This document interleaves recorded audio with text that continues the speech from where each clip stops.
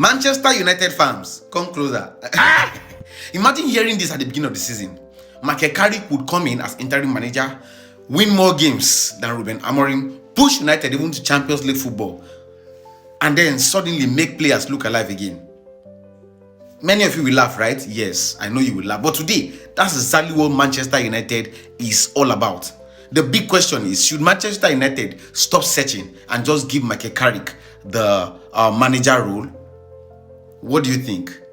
First of all, here is what Ruben Amorim actually tried to do in Manchester United. Let's be fair to Ruben Amorim. Do you get? Ruben Amorim did not come to Manchester United with bad intentions. Do you understand? He was actually technically clear. He knew what he wanted to do. But that thing he wanted to do was the biggest problem. Amorim was obsessed with a particular structure and position of football. He preferred the formation mostly, which is 3-4-3 or 3-4-2-1. Aggressive wing backs and high pressing, defenders pushing into the midfield. The problem is that Manchester United squad, they are not fully built for that system. So instead of him adapting to the players, Amorim wanted the player to adapt to his system. That caused the immediate problem for Ruben Amorim. Here is what went wrong under Ruben Amorim. Number one, the formation became predictable. Many fans complained about the back three system. Even the results were terrible. Amorim refused and completely moved away from the former formation. And in Premier League, stubbornness can destroy you.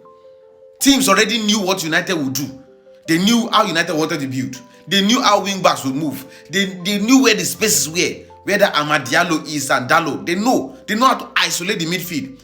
United became easy to counter, and that's not United football, right? Number two is that players look confused. This was the biggest issue. Several players look uncomfortable. Bruno Fernandes dropping deep.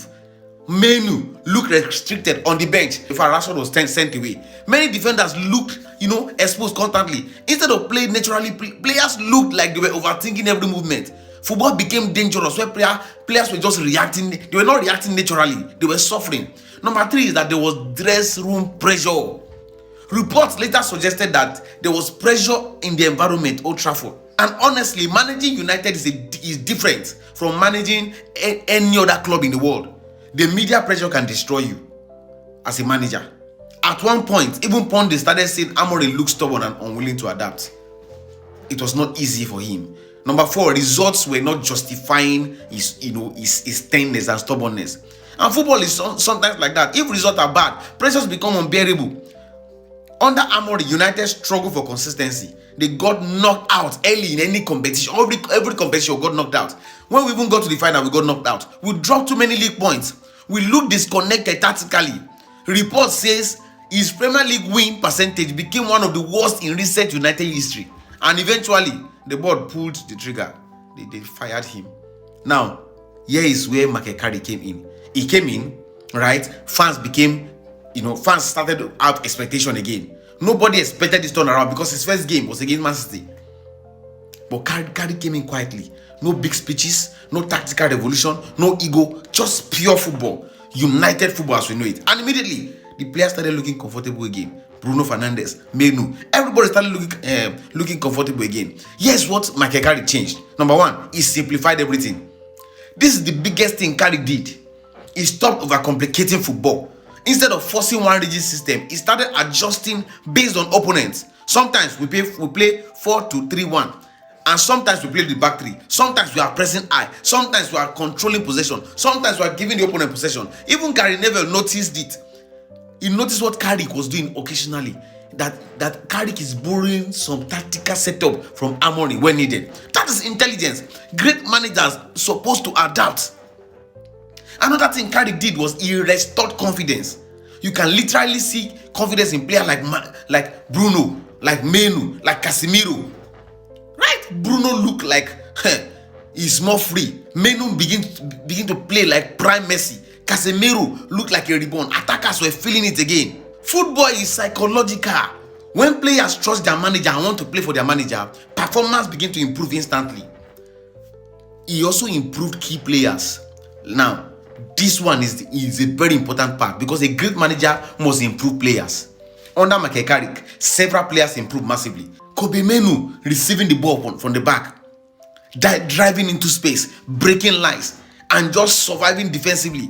That's masterclass. Bruno Fernandes, he's always Bruno Fernandes. But Amorim took him back to play midfield. No, but Carrick pushed him into the area where he can actually create damage instead of making him overly responsible for build-up from back all the time. Now Bruno is influencing game, closer to the goal again. He plays from the back and still influences the goal. That is the best way for a manager to deal. Look at Casemiro. That one is the biggest shock because we thought Casemiro was finished.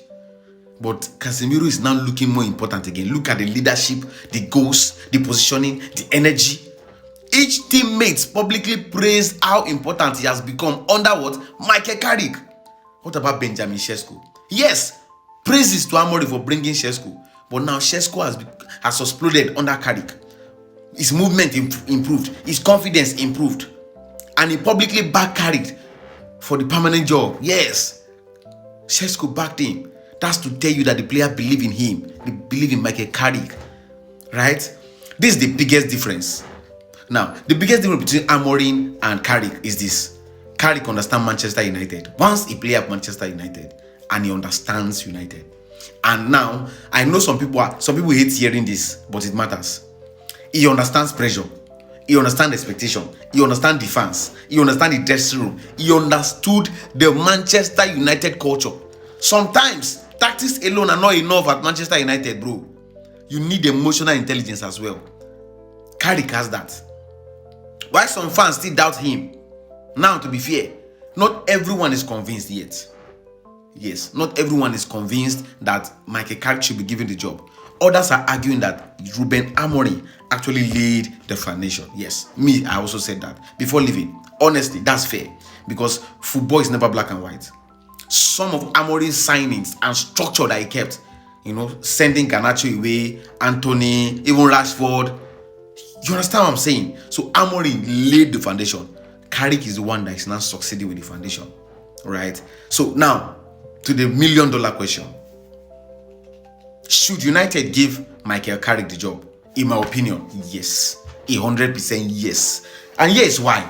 Manchester United have spent years restarting projects, new managers, new philosophy, new rebuild, new system, again and again and again. At some point, you just have to stop chasing fantasy and reward what is actually working. The dressing room respects this guy. Their performance has improved. The fans are open again. Champions League football is in sight. So why destroy momentum again? Especially when next season is already with what next season is bringing to our table. Premier League, Champions League, FA, Carabao. We have four games. We have 4 to play for. 4 to play for, guys. United needs stability, not another experiment. Let's not do another experiment, please. Ruben Amorim may be a brilliant coach, right? But Manchester United was probably the wrong place for him, or he came at the wrong time. Yes, because look at what Ruben Amorim did in Sporting. Meanwhile, for Carrick, he came in at the right time and did something more important. He made United feel like United again. And sometimes that matters more than tactics on the whiteboard. The real question now is that, can Carrick undo Manchester United moving forward? Champions League football. The real question is, why should Manchester United start over again when progress is already happening? Why should we be looking for another manager? But let me hear from you. Do you think Michael Carrick deserved the full-time job in Manchester United? Or should United go for another big name manager like Luis Enrique? Although Luis Enrique has actually turned them down. Let me hear your thoughts in the comment section. Do you think that Michael Carrick should be offered a full-time job in Manchester United?